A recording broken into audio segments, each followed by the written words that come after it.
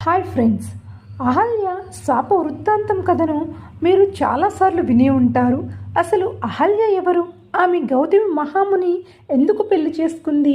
ఇక అలాగే అహల్యను ఇంద్రుడు ఎందుకు ఇష్టపడ్డాడు? గౌతమి మహాముని అహల్యను ఎందుకు శపించాడు? ఏమని శపించాడు అనే విషయాలను, అలాగే అహల్య జీవితంలో మీకు తెలియని ఎన్నో రహస్యాలను నేడు మనం ఈ వీడియోలో తెలుసుకుందాం.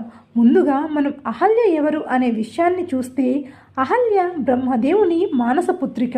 ఒకసారి బ్రహ్మదేవుడు సరస్వతీదేవిని మెప్పించడానికి ఈ ప్రపంచంలోనే అత్యంత సౌందర్యవతి అయిన అహల్యను సృష్టించాడని మన పురాణాలు చెబుతున్నాయి.